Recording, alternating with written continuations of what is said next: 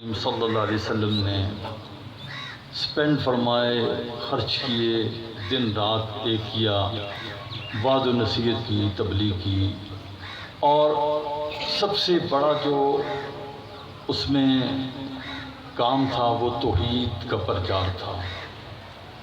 اور نماز باقاعدہ آفیشلی 5 نمازیں ابھی تک فرض نہیں ہوئی تھیں، وہ معراج کی رات فرض ہوئیں۔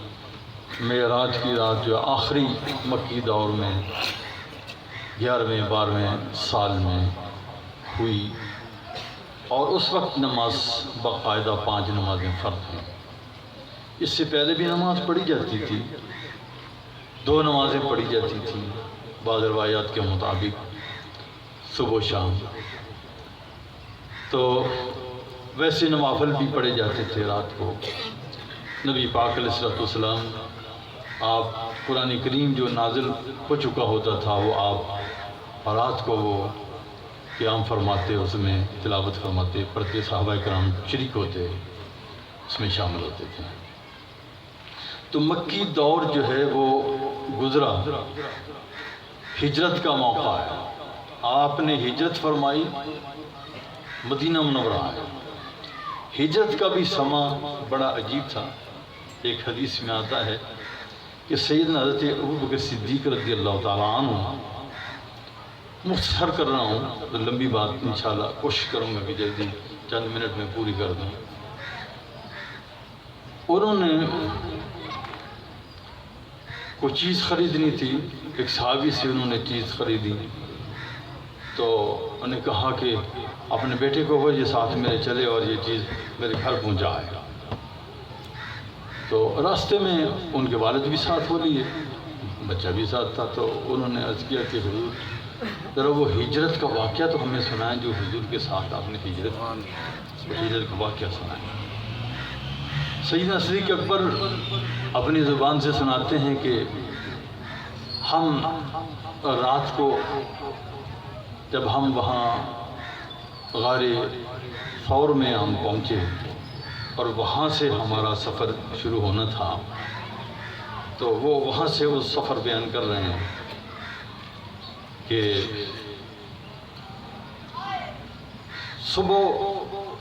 سویرے سویرے تیسرے دن، یعنی 3 دن رات آپ نے وہاں غار ثور میں گزارے، اور حضرت صدیق اکبر رضی اللہ تعالیٰ عنہ کا خاندان پورے کا پورا خدمت میں لگا ہوا تھا۔ یعنی وہ 3 راتیں بھی، دن کو وہ چلے جاتے، رات کو آ جاتے، کوئی چیز پیش کرنی وہ پیش کر جاتے، اور ایسے اوقات انہیں معلوم تھے کہ قریش مکہ غافل ہیں، تو اس وقت آ کر کے وہ خبر بھی پہنچا دیتے تھے یہ ہو رہا ہے وہ ہو رہا ہے، اور کھانا وانا بھی پہنچا دیتے تھے۔ یہ سارا سسٹم تھا طے شدہ پروگرام کے مطابق۔ اونٹنیاں جو پہلے سے تیار کی ہوئی تھیں وہ تیسرے دن وہاں غار کے دہانے پر موجود تھیں، اور نبی پاک علیہ السلام آپ برآمد ہوئے، تشریف فرما ہوئے۔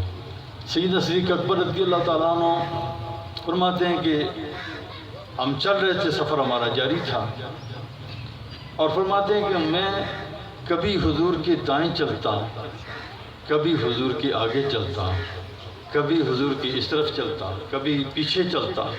فرماتے ہیں کہ مجھے محسوس ہوتا، خطرہ محسوس کرتا کہ شاید ادھر سے کوئی شخص ایسا حملہ آور نہ آ جائے، کوئی ہمیں پریشانی نہ ہو، میں فوراً دائیں طرف ہو جاتا تھا، اور مجھے خطرہ ہوتا آگے کوئی نہ ہو، یعنی جیسے تو پہاڑی سفر ہے، پہاڑیاں ہیں، اب ادھر سے کوئی اور نظر آتی ہے، کسی کے پیچھے کوئی آدمی نہ ہو، آگے ہے کوئی آگے نہ ہو، بائیں جانب آ گیا، پچھلی جانب سے خطرہ ہو، کوئی آواز آئی تو یہ کس چیز کی آواز ہے، فوراً کہتے ہیں میں دائیں، آگے، پھر بائیں، پیچھے، اکیلا ایک شخص حضور کا باڈی گارڈ، اور وہ ہستی جو اللہ کی محبوب، پورا مکہ جس کے خلاف، قریش مکہ سارے کے سارے ان کے خلاف ہیں، اور ان کی حفاظت کے لیے صرف اور صرف فرد واحد ایک شخص ہے۔ اس کی قوت اور اس کی شجاعت کا عالم کیا ہوگا کہ جس پر اتنا بھروسہ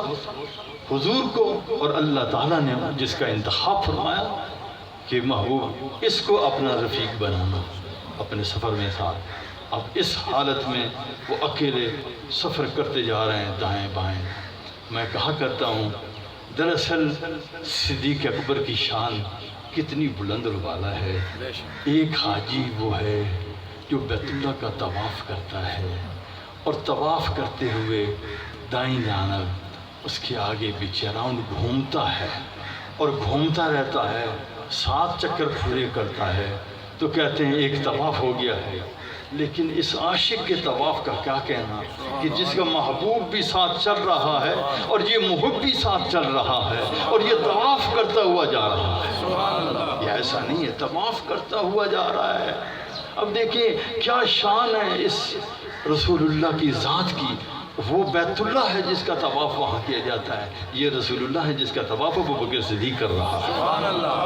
نعرہ تکبیر, نعرہ رسالت, نعرہ حیدری, آستانہ علیہ فیض پر شریف, آستانہ علیہ فیض پر شریف, حضور قبلہ حضرت صاحب, حضور قبلہ حضرت صاحب. لفظ میں نے بولا طواف کا, کہیں کسی کو غلط فہمی میں مبتلا نہ کر دے.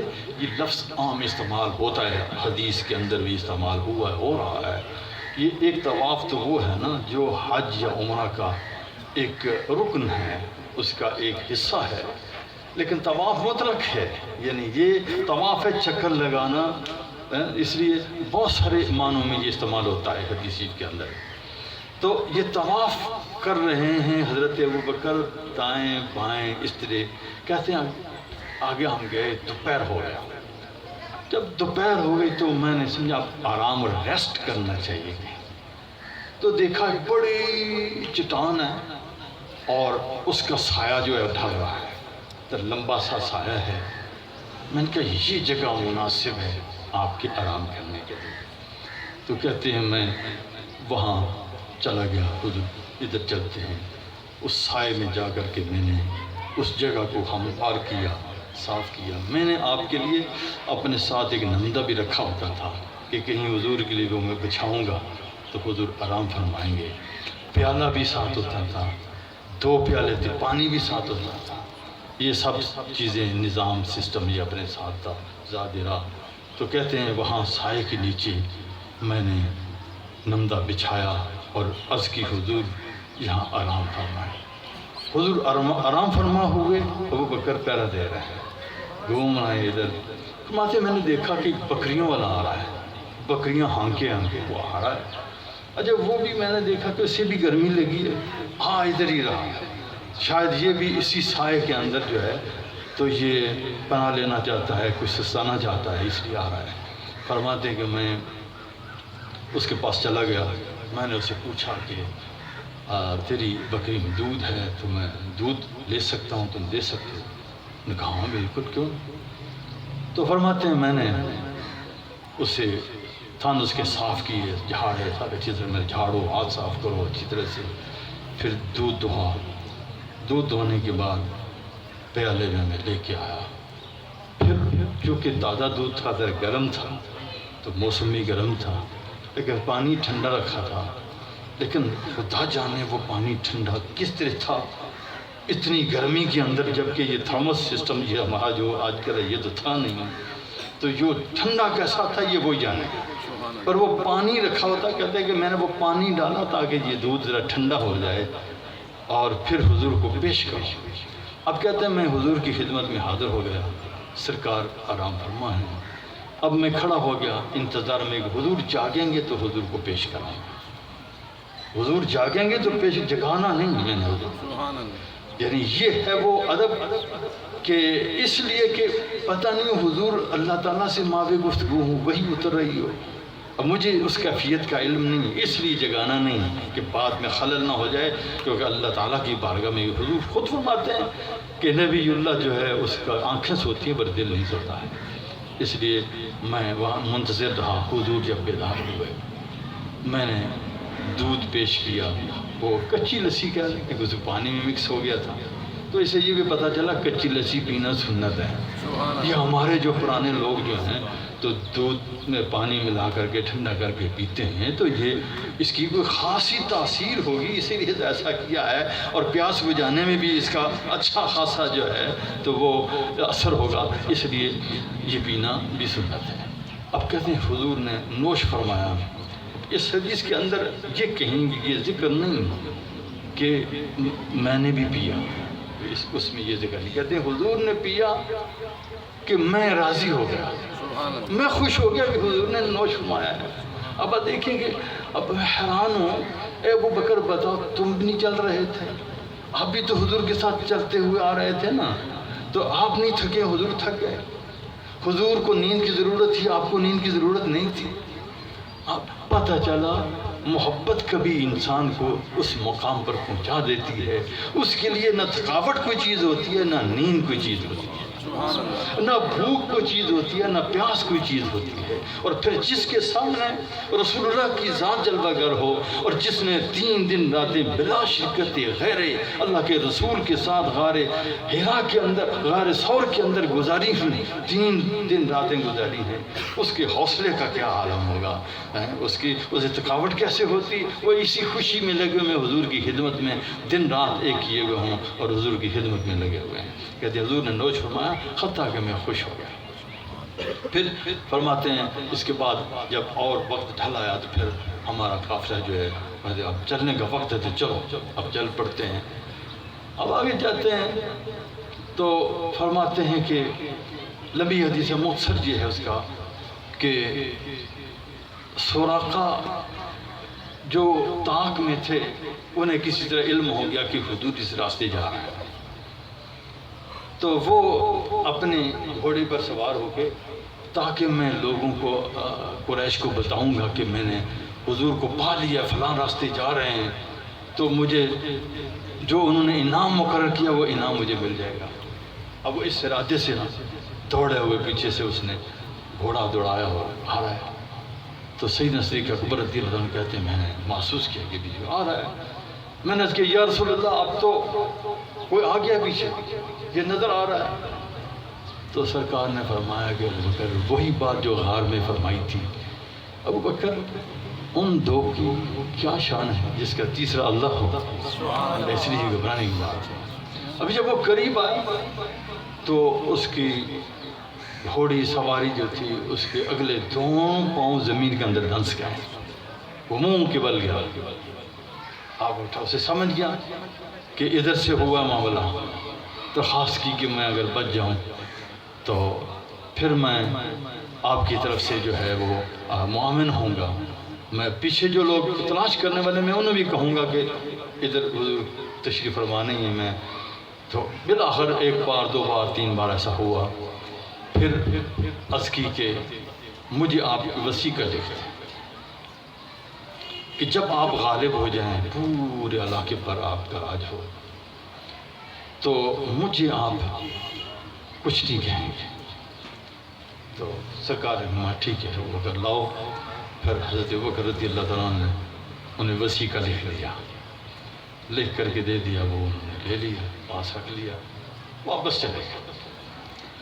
اور جو بھی راستے میں ملتا کہتا کہ میں تمہارے لیے تمہارا کام کر آیا ہوں، جو تمہارا کام تھا یعنی دیکھ بھال کرنا تھا ادھر ہے، یعنی میں ادھر دیکھ بھال کر کے آ گیا ہوں۔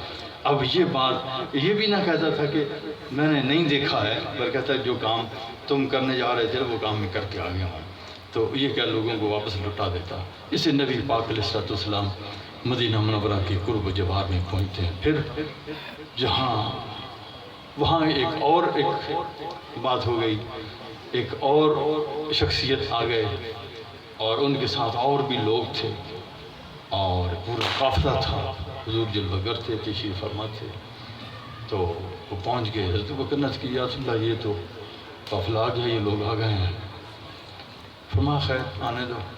آئے، جو ان کے ہیڈ تھا پوچھا تمہارا نام کیا ہے؟ کہا جی بریدہ۔ فرمایا بریدہ؟ مجھے بریدہ تو برد سے بنا، برد کا مطلب ہوتا ہے ٹھنڈ، تو معاملہ تو ٹھنڈا ہو گیا ہے، تو اچھی بات ہو گئی، بھائی کس قبیلے کے ہو؟ اسلم کے سمجھ ہو گئی، یہ تو سلامتی کا کام ہو گیا۔ سرکار یہ کیا فرماتے جاتے تھے کہ اس کے دل میں یہ باتیں اترتی جا رہی تھی۔ سبحان اللہ۔ سرکار نے یہ کلمات کہنے جب ختم کیے تو اس نے کہا حضور مجھے اپنا بنا لیں، مجھے اپنا بنا لیں۔ تو ہلکا بگوشی اسلام ہوتا ہے، حضور کے ساتھ چل پڑتے ہیں۔ اب پہلے چند لوگ تھے، اب ایک قافلہ بن گیا اچھا خاصا۔ ان کا بریدہ سلمی نے اسلام قبول کیا ہے، خاندان کے لوگ ہیں۔ حضور ایسے نہیں جانا ہے، اب ایسے جانا ہے۔ اے تاجران فیض تشریف بازار کے، آپ لوگوں نے یہ جھنڈے جھنڈیاں یہ سارے بڑے سجائے ہیں، لیکن سلام ہو بریدہ سلمی کو جس نے پہلا جھنڈا بنایا ہے، حضور کی عظمت کے لیے، حضور کی شان کے لیے، کہ انہوں نے اپنا کپڑا پھاڑ کر کے لگا کر کے جھنڈے کو بلند کر کے اور نعرہ لگاتے ہوئے یا محمد یا رسول کا نعرہ لگاتے ہوئے حضور کے ساتھ جلوس کی شکل میں حضور کو لے کے جا رہے ہیں۔ نعرہ تکبیر، نعرہ رسالت، نعرہ حیدری، نعرہ تحقیق، نعرہ غوثیہ، سرکار کی آمد، مدنی کی آمد، آستانہ عالیہ فیض پور شریف، حضور قبلہ حضرت صاحب۔ تو حضور مدینہ منورہ میں جلوہ گاہ ہو گئے، تشریف فرما ہو گئے، اور 6 سال جب لگا تو نبی پاک علیہ السلام نے خواب دیکھا جس میں آپ نے عمرہ کرتے ہوئے اپنے کو دیکھا، وہ منظر دیکھا۔ آپ نے اعلان فرمایا صحابہ میں کہ عمرہ کرنے کے لیے جانا ہے، اس لیے تیاری کرو۔ اب تیاری کی تو وہ لوگ جو ہیں تیار ہو کر کے حضور کے ساتھ جانے لگے، جو یہ 1500-1600 آدمی ہیں۔ اب یہ قافلہ تیار ہوا، حدیبیہ میں پہنچا، اور وہاں مشرکین نے روک لیا، اور بہت ساری لمبی وہاں ایک دن کی بات نہیں، پر یہ پورا سورہ کریمہ اس سارے منظر کو سموئے ہوئے یہ نازل ہوا ہے۔ تو ابھی یہ نازل نہیں ہوا تھا، ابھی یہ قافلہ وہاں پہنچا تھا۔ قریش جو تھے وہ چاہتے تھے کہ کسی طرح بھی یہ داخل نہ ہوں مکہ کی حدود کے اندر، تو حضور چاہتے تھے جنگ نہ ہو۔ اب دیکھیں دو آراء ہیں، وہ کہتے ہیں ان کا منشا یہ حضور داخل نہ ہوں اس ایریے کے اندر، حضور چاہتے ہیں جنگ کسی صورت نہ ہو۔ یہ دو مقاصد ہیں۔ اب ان لوگوں کو غور کرنا چاہیے جو کہتے ہیں اسلام جنگ کے ذریعے سے پھیلا ہے، وہ غور تو کریں کہ حضور جنگ نہیں چاہتے ہیں۔ اب آپ نے بہرحال وہاں سفارت شروع ہو جاتی ہے، آنا جانا شروع ہو جاتا ہے۔ یہ بات کا مرحلہ ہے۔ پہلے ایک مرحلہ آیا کہ حضور نے فرمایا کہ حضرت عمر کو بلایا، عمر تم جاؤ مکہ شریف، ان کو سمجھاؤ جا کے، اور تم لڑنے کے لیے پیدا ہوئے اور بھی کوئی کام ہے تمہارا؟ ہم لڑنا نہیں چاہتے، ہم عمرہ کے لیے آئے ہیں، سمجھاؤ جا کے۔ تو عمر نے کہ حضور میں حاضر ہوں، مگر ان کا میرے ساتھ کافی مخاصمت ہے، اگر بھیجنے سفارت تو عثمان بن عفان کے بغیر کوئی اور موزون ترین آدمی نہیں، کیونکہ ان کا بڑا لحاظ ہے۔ حضور نے فرمایا ٹھیک ہے، حضرت عثمان ذو النورین کو بلایا اور انہیں حضور نے اپنی طرف سے سفارت کے لیے بھیج دیا۔ اب یہ سب احرام بندے ہوئے، حضور کا احرام ہے، حضور کے غلاموں کا احرام ہے، احرام کی حالت میں حضرت عثمان کا احرام بندہ ہوا ہے۔ اب احرام کی حالت میں حضرت عثمان مکہ مکرمہ کے طرف روانہ ہو جاتے ہیں، مکہ شریف داخل ہو گئے۔ اب ادھر صحابہ کرام گھڑیاں دیکھ رہے ہیں، یہ گھڑی سے مراد یہ گھڑی نہیں کہ دن رات کی گھڑیاں دیکھ رہے ہیں کہ عثمان اب مکہ میں داخل ہو گئے ہوں گے، اب اتنا وقت ہو گیا ہے اور پہنچ گئے ہوں گے۔ اب حضرت عثمان جو ہیں وہ بیت اللہ کا طواف کر رہے ہوں گے، بڑا خوش نصیب ہے کہ اسے موقع مل گیا ہے۔ تو حضور فرماتے ہیں ایسا نہیں کہ عثمان ہمارے بغیر طواف نہیں کرے گا۔ حضور وہاں حدیبیہ میں بیٹھے فرما رہے ہیں کہ عثمان ہمارے بغیر طواف نہیں کرے گا۔ حضرت عثمان کو وہاں آفر ہو رہی ہے، کہتے ہیں سرداران کہ چلیں آپ طواف کریں، آپ طواف کر لیں۔ انہوں نے فرمایا میں طواف کروں؟ میرے محبوب وہاں حدیبیہ میں وہاں محبوس کھڑے ہوں اور عثمان یہاں طواف کرتا پھر، میں اپنے محبوب کے بغیر طواف نہیں کروں گا۔ وہ یہاں کہہ رہے ہیں اور حضور وہاں کہہ رہے ہیں کہ ہمارے بغیر وہ طواف نہیں کرے گا، وہ وہاں کہہ رہے ہیں کہ میں حضور کے بغیر طواف نہیں کروں گا۔ یہ ہے وہ صحابہ کی عظمت اور رشتہ جو حضور کے ساتھ۔ انہوں نے حضرت عثمان کو روک لیا، واپس نہ آنے دیا۔ جان بوجھ کے کہ معاملے میں تاخیر ہو جائے، ڈیلے ہو جائے، کچھ اور باتیں شرطیں ہو جائیں تاکہ ہو سکتا ہے کوئی صورت نکل آئے صلح کی۔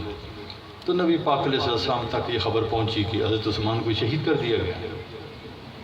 سرکار نے فرمایا اچھا یہ بات ہے، تو پھر صحابہ کو جمع کیا، فرمایا کہ سب ہم عثمان کے خون کا بدلہ لیں گے، اور اس طرح سفیر کو قتل کر۔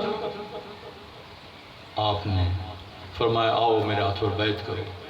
اب صحابہ کرام بیعت ہونے لگے، سرکار کے ہاتھ پر بیعت کر رہے ہیں، آ رہے ہیں، بیعت کرتے جا رہے ہیں، ایک ایک آتا ہے، حتیٰ کہ حضرت عثمان ذو النورین تو وہاں موجود نہیں تھے، وہ تو گئے ہوئے تھے، اور انہیں کے لیے بیعت ہو رہی تھی کہ وہ شہید ہو گئے۔ پر حضور نے اپنا ایک دست مبارک اٹھایا، فرمایا یہ عثمان کا ہاتھ ہے، اور میں عثمان کی طرف سے بیعت لے رہا ہوں، وہ بھی اس بیعت میں شریک ہے۔ اب اندازہ فرمائیں کہ جس کی خون کا بدلہ لینا ہے اس کے لیے بیعت کر رہے ہیں، اور اس بیعت میں اسے بھی شریک کر رہے ہیں۔ اس سے پتہ چلتا کہ اللہ کے رسول کو اللہ تعالیٰ نے یہ بتا دیا تھا کہ محبوب وہ موجود ہے، اور پھر یہ بھی گارنٹی تھی کہ جس کے ہاتھ کو حضور نے اپنا ہاتھ قرار دیا ہے یہ عثمان کا ہاتھ ہے، وہی ہاتھ ہے جس ہاتھ کا لکھا ہوا قرآن آج پوری روئے زمین میں موجود ہے۔ اور یہ قرآن کریم کا یہ نسخہ یہ امام کہلاتا ہے، امام القرآن ہے۔ سارے قرآن کے نسخوں کا امام نسخہ وہ نسخہ ہے جو حضرت عثمان ذو النورین رضی اللہ تعالیٰ عنہ کہ آپ کے اندر جو تیار ہوا، آپ نے جو اپنے ملک کے اندر جگہ جگہ وہ پہنچایا ہے۔ نبی پاک علیہ السلام نے یہ گارنٹی دے دی کہ یہ میرا ہاتھ، یہ عثمان کا ہاتھ ہے، اور یہ عثمان کا ہاتھ قرار دے دیا اسے۔ اس کی برکات آپ دیکھ لیں کہ پوری روئے زمین کے اندر جو نسخہ قرآن موجود ہے، پوری امت جو تلاوت کرتی ہے، اسی حضرت عثمان ذو النورین رضی اللہ عنہ کا تیار کردہ وہ نسخہ ہے۔ یہ سارا وہ سما تھا، اور بھی بہت ساری باتیں ہیں۔ واپسی ابھی نازل نہیں ہوا، آخری بات کر رہا ہوں، نازل نہیں ہوا جب وہاں احرام کھولنے پڑ گئے، طے ہو گیا، طے پا گیا اگلے سال عمرہ کریں گے، اور بھی ساری چیزیں طے پا گئیں۔ واپسی ہوئی، واپسی پر یہ سورہ کریمہ نازل ہوتا ہے، اور نازل ہوا اس نزول میں یہ آیات بھی تھیں جس میں اللہ تعالیٰ نے فرمایا اے محبوب انا ارسلناک شاہداً، ہم نے آپ کو شاہد بنا کے بھیجا ہے، ومبشراً، اور بشارت سنانے والا، بشارت دینے والا، ونذیرا، اور خبردار کرنے والا، ڈرانے والا بنا کے بھیجا ہے، اور سب کو دنیا کے انسانوں کو کہا لے تؤمنوا باللہ ورسولہ۔ حضور کو اس لیے ہم نے یہ شانیں دے کے بھیجا کہ تاکہ تم اللہ اور اللہ کے رسول پر ایمان لاؤ۔ پھر فرمایا وَتُعَزِّرُوهُ وَتُوَقِّرُوهُ، تم حضور کی عزت بھی کرو، توقیر بھی کرو، اور تعظیم بھی کرو۔ یہ حکم دیا، تعظیم اور توقیر کا حکم دیا، یہ کرو، یہ واپسی پر۔ لیکن اس سے پہلے ایک منظر ہو چکا تھا، میں اس کی طرف توجہ دیا کہ آخری بار کہ منظر یہ تھا کہ جب سفارت چل رہی تھی تو سفیر آئے، انہوں نے دیکھا کہ دیکھیں کہ محمد اور محمد کے غلام کیسے ہیں صلی اللہ علیہ وسلم، یہ کیا ہو رہا ہے وہاں۔ تو حضور اس وقت جب وہ آئے تو حضور وضو فرما رہے تھے، اور پانی ڈالا جا رہا تھا، سرکار دست مبارک دھو رہے تھے، اور نیچے صحابہ کرام کی ہتھیلیاں پھیلی ہوئی تھیں، حتیٰ کہ حضور نے دست مبارک دھوئے، کلی کی، بینی مبارک صاف فرمائی، لیکن آپ کے پورے وضو کا پانی غسالہ شریف کا ایک قطرہ بھی زمین پر نہیں گیا۔ سب اب ایک دو کی بات کیا ہوتا، 1500 ہتھیلیاں ہیں، وہ ایک تھالی بنتی ہے، دوسری آ جاتی ہے، کٹتی ہے، دوسری آ جاتی ہے، حتیٰ کہ اب اتنے لوگ ہیں، اب پانی ہماری طرح نہیں استعمال کرتے، ٹوٹی کھول دی، جیسے ہم جائیں بھائی مسجد کا پانی ہے، چلو کوئی بات نہیں، اب مسجد کی ٹوٹیاں محلے کی ہے، جہاں کی بھی ہے، اگر کھول دو تو ایک دو تین آدمی غسل بھی کر سکتے ہیں ایک وضو کے ساتھ، اتنا پانی ہم بہا دیتے ہیں، تو جو درست نہیں ہے، یہ درست نہیں ہے۔ اب حضور تو ایک بالکل محدود پانی استعمال فرماتے تھے، اب اتنے لوگوں کو کیسے وہ پورا ہوتا؟ اب جس ہاتھ کے ساتھ تھوڑی سی تری لگ جاتی، دوسرا اس کے ہاتھ پر ہاتھ مار کر تری لے کر کے اپنے ساتھ ملتا تھا۔ اب یہ جب اس نے دیکھا منظر اپنے لوگوں کو بتایا کہ اے لوگوں خیال اپنے دماغ سے نکال دو کہ محمد اور ان کے جو ساتھی ان کے تم مقابلہ کر سکتے ہو جو اپنے محبوب کا غسالہ زمین پر نہیں جانے دیتے، وہ ان کا خون بہنے دیتے، ایسا تم سوچ بھی نہیں سکتے ہو۔ اب یہ ادب میں یہ پوچھتا ہوں، صحابہ اکرام سے پوچھے کوئی کہ یہ کوئی آیت نازل ہوئی تھی تم پر کہ حضور کا غسالہ زمین پر نہ جائے؟ کوئی اللہ تعالیٰ نے آرڈر دیا تھا کہ حضور کلی فرمائے تو پانی نیچے نہ آ جائے، بینی مبارک صاف فرمائے تو پانی نیچے نہ جائے، آپ اپنے چہرے اقدس کو دھوئیں، اپنے بازو دھوئیں، اپنے پائے اقدس دھوئیں تو پانی نیچے نہ جائے، سارا پانی مل لینا؟ اس پر کوئی آیت تو بتاؤ جو اس وقت نازل ہو چکی ہو، ابھی تک کوئی آیت نازل نہیں ہوئی۔ پتہ چلا حضور کی ادب و احترام کے لیے عبادت کا شائبہ پیدا نہیں ہونا چاہیے، باقی ہر قسم کی تعظیم اور عظمت حضور کی کرنی لازم ہے۔ ایسا نہیں ہوتا۔ اب دیکھیں آرڈر بعد میں جاری ہوا، یہ سارے منظر ہو چکے، واپس جا رہے ہیں مدینہ منورہ کی طرف، پھر آرڈر جاری ہوا وَتُوَزِّرُوهُ وَتُوَقِّرُوهُ، اور ان کی تعظیم کرنا، حضور کی توقیر کرنا۔ اب وہ ایک منظر پہلے پیش کر چکے ہیں، اب حکم بھی نازل ہو گیا ہے، اب بتا اب کوئی کسر رہ گئی ہے؟ اب اگر کوئی انگوٹھی جومتا ہے اس پر اعتراض؟ او بندہ خدا تھوڑا سی عقل سے تو کام لو، سوچو تو صحیح۔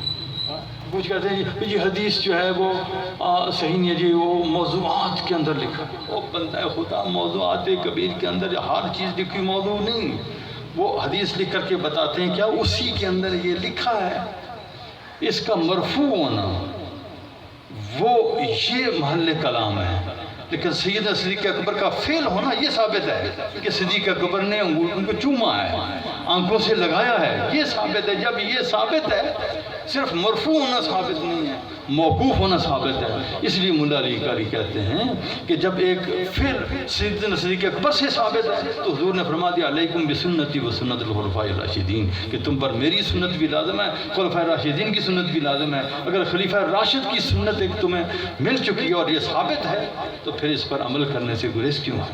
لیکن اگر کوئی گریز کرتا ہے تو ہم فرض واجب نہیں کہتے، لیکن یہ ضرور کہیں گے کہ جو کرتے ہیں ان پر زبان بھی دراز نہ کرو اور انہیں برا مت کہو، کہیں ایسا نہ ہو کہ وہ عظمت رسول جس کی خاطر وہ یہ کر رہا ہے تمہارے لیے کہیں تمہارے اعمال کے ضائع ہونے کا سبب نہ بن جائے کہ تم اسے اس عظمت سے رو کر رہے ہو۔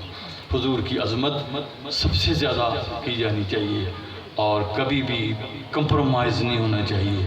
کوئی بھی حضور کی عزت اور عظمت کی خاطر، صحابہ کرام تو ہر وقت اپنی جانیں اپنی تلی کے اوپر رکھے ہوتے تھے کہ کبھی بھی ایسا موقع ہو تو ہم اپنی جان کا نذرانہ پیش کرتے ہیں۔ اس لیے حضور کی عظمت کے بدلے میں ہمیں کوئی سودا بھی قبول کسی کو نہیں ہوگا۔ نعرہ تکبیر، نعرہ رسالت، نعرہ حیدری، نعرہ تحقیق، نعرہ غوثیہ، سرکار کی آمد، مکی کی آمد، مدنی کی آمد، لدفان کی آمد، آستان عالیہ فیض پر شریف، آستان عالیہ فیض پر شریف۔ اب ہم ختم کر رہے ہیں بات کو، صرف بات ہے کہ آج کی اس محفل کے اندر ہمارے انتہائی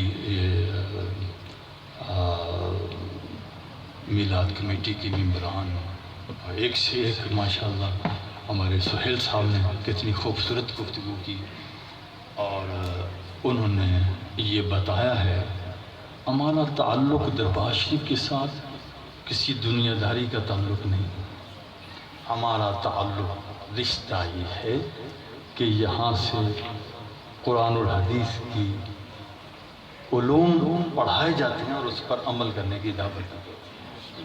یہ انہوں نے یہ بتایا ہے اور بہت خوبصورت گفتگو کی ہے۔ اب آپ آخر میں یہ بات ذہن میں رکھیں کہ نبی پاک علیہ السلام جب ہجرت کر کے مدینہ منورہ تشریف لے آئے، بعد میں مکہ شریف فتح ہوا، مکہ شریف کے فتح ہونے کے بعد ہجرت کرنا جو ہے تو یہ محض یہ اس کا وجوب ختم ہو گیا اور مستحب رہ گئی کہ کوئی آدمی اگر ہجرت کر کے آئے مدینہ شریف آئے لیکن واجب نہیں رہا تھا۔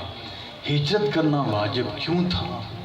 اس لیے تھا کہ لوگ عبادت نہیں کرنے دیتے اللہ کی، اس لیے وہ جہاں حضور جلوہ کریں وہاں مدینہ منورہ میں آرام اور سکون ہے اور وہاں جا کر کے اللہ کی عبادت سکون سے کریں۔ یہ اصل وہ مدعا تھا. تو یہ مدعا ہے کہ عمل کریں. یہ وہ مدعا ہے کہ اس لیے ہجرت کرنی منسوخ ہوئی. اب مکہ مکرمہ چونکہ اسلامی شہر ہو گیا فتح کے بعد، جب فتح ہو گئی تو پھر اس کے بعد جب وہ اسلامی ریاست ہو گیا وہاں سے ہجرت کرنا واجب نہ رہا، کیونکہ اب آسانی سے وہاں عبادات پر عمل کیا جا سکتا تھا. تو یہ اصل مقصود ہے کہ ہم اپنے نماز روزہ جو ہمارے اعمال یہ بھی، اور پھر حضور کی عظمت دن رات اپنے دل دماغ کے اندر بسائے رکھیں. میں نے جمعرات کو بھی کہا تھا کہ ہمارا نعرہ تو یہ ہے اطیع اللہ و اطیع الرسول. اطیع اللہ کا معنی میں نے سادہ لفظ میں کہا تھا یہ کرو لبیک اللہم لبیک، کہو لبیک اللہم لبیک، کمزور ہو کے نہیں، لبیک اللہم لبیک. حکمت ہے اقیم الصلاۃ وآتوا الزکاۃ، اللہ کا حکم ہے کہو لبیک اللہم لبیک. اب حضور کا بھی یہی حکم ہے، حضور یہی تبلیغ کرتے ہیں، اس لیے لبیک یا رسول اللہ لبیک، لبیک یا رسول اللہ، لبیک یا رسول اللہ.